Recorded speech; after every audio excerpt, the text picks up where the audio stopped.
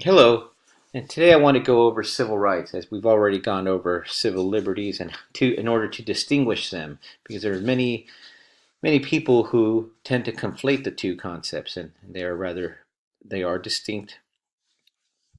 And also to bring attention or bring us back into focus on the concepts that we initially began the course with, namely the ideals of classical liberalism that we get from John Locke, classical republicanism, and and that third strand, that tradition of exclusion, inegalitarianism.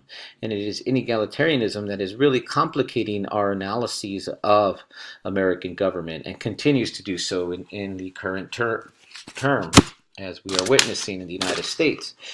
And one thing that we see here is how the law functions. So the law and lawmaking is only made by the powerful.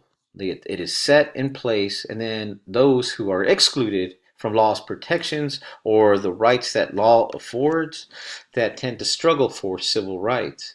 And here in this slide you see many systems that were legal, that were produced by lawmaking individuals and produced as legal. So apartheid, we know the system that was legally segregated blacks from the white ruling minority in South Africa, that was ultimately ousted in 1994, was a legal system. Just like Jim Crow was a legal system in the United States that you've been reading about. The Holocaust was a mandate by the state, legal. And slavery, as we all know, was instituted by law and actually codified by our very own Constitution. And colonialism, as we know, the buildings of empires was legal systems that came from doctrines from the crown and from the leaderships of those nation states. So one thing, as this notes, as I carry it throughout all my courses, is to make note of how the law is a matter of power, not justice. Two opposing concepts many times.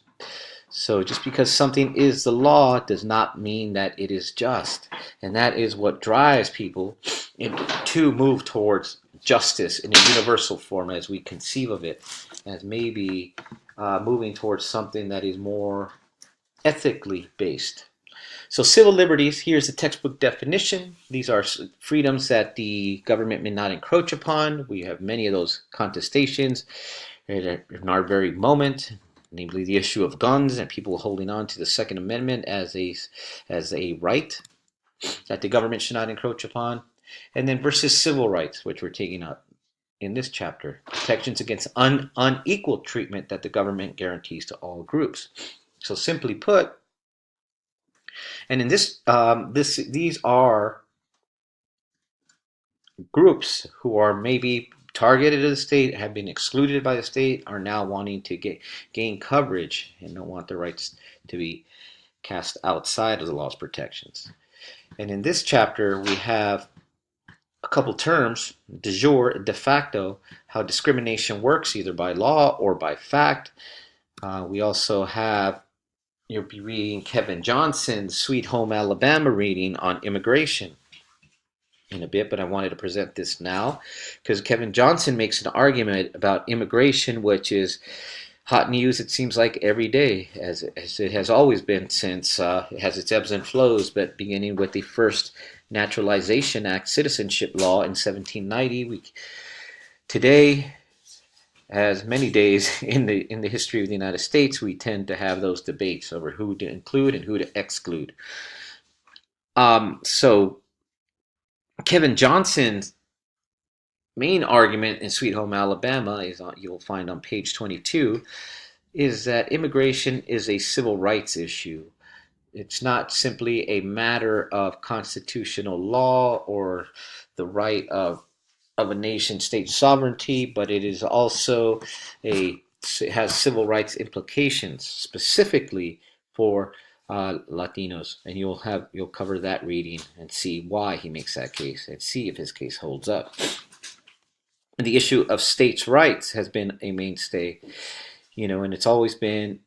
This is a tension that we hear from the moment of the founding, where the Federalists face off with the Anti-Federalist, and this is a central conception in Kevin Johnson's argument on why this maintains to in Arizona and Alabama, Mississippi, Georgia, and many places have augmented the argument of states' rights in order to legislate over migration.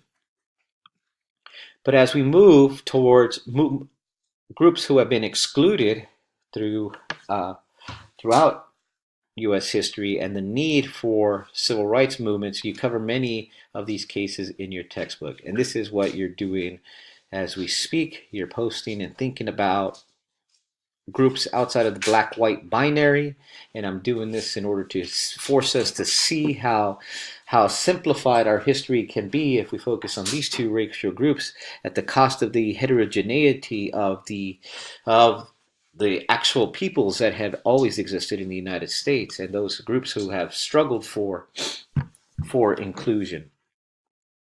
And I also included in that you have access to watch these video clips on the infamous Scott v. Sanford case, the Plessy v. Ferguson case of 1896, which sets the ground for Jim Crow, or what I call American apartheid, the lawmaking processes post-Civil War, the systems that you read about in Michelle Alexander, the rise of convict leasing, the death of slavery, and the birth of the new Jim Crow, moving towards the new Jim Crow, mass incarceration with the war on drugs in the 20th century. But here we have multiple forms of exclusion at the polls, Plessy v. Ferguson, as I mentioned, and one of the precursors to the famous Brown v. Board ruling in 1954 that overturned the infamous ruling in 1896 of Plessy v. Ferguson. And it is this moment that we see, this is a case that's not much, we don't learn much in American schools, but it is a very important case, and this has to do with the ability of having the power to influence what is in the textbooks.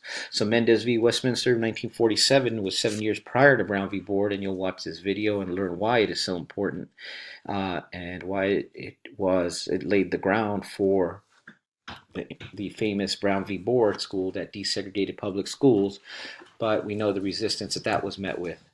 You also have a case, Hernandez v. Texas, 1954, and a class apart. Here is if you wish to stream this on PBS, this is a class apart, and you can watch this entire documentary and see how Mexican Americans fought for inclusion to sit on juries. So this was a very famous case. We have movements of civil disobedience, and then the Ultimate Civil Rights Act of 1964, and cases against affirmative action, which you're reading. And one case here is a book by Columbia political scientist Ira Kasnelson, who makes the case of the entirety of United States history. This concept of affirmative action that we think of becomes controversial only in the 1970s, when opportunities for inclusion and advancement are offered to women and other racial groups, because affirmative action was a plan that was instituted with the building of the Constitution in 1789 for whites only. But it's a controversial term, and I want us to think about and reflect on that, because this is something where people of color tend to view that concept as being something that is not built on ideas of meritocracy. And here are the cases and that we cover: the building of affirmative action and moving towards affirmative action in education. And this is where we think about, are all U.S. citizens equal based on these concepts of race, class, gender, sexuality, disability, or intersectionality that you have defined on your key concept list. So these are the movements that you're learning about, Chicanx, Latinx movements in the 1950s, as we think about, the walkouts. So here, as we're thinking about, again, of the recent walkouts over the prevalence of guns in the United States by high school students, it was 50 years ago this past March, in 1968 in Los Angeles, where over 20,000 mostly Mexican American students walked out of their respective schools in order to protest the lack of resources and the inadequate schools that existed there in Los Angeles, and many today remain not so much better than that moment. So we look at the lessons of history, the continuity of history from groups for these movements. We think of the Boricuas or Puerto Rican movements on the East Coast and their challenging their forms of second-class citizenship.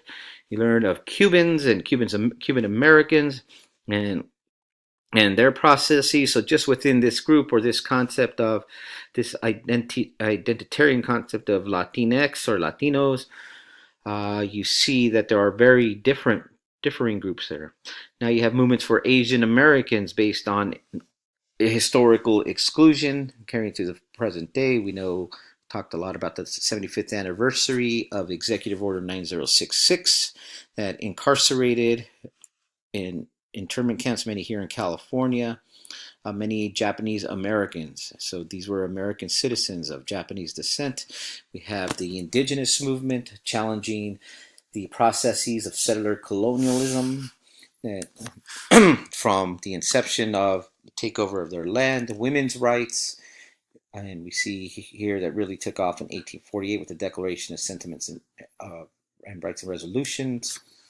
Elizabeth Cady Stanton, the LGBTQ movement that continues, and that is being highly contested in this administration, really taking away some of those rights. Age and disability. So you see some of the laws that needed to be made and struggled for by those who have been excluded in society. And what we'll see here in this chapter, I really want us to focus on one of these particular movements and think about how much more nuanced a history of civil rights, if we begin to think about civil rights, how much more nuanced story we can tell about American institutional power and how it has served to exclude many, but yet many have also organized and struggled to become the lawmakers in that process, establishing protections and rights and levels of equality.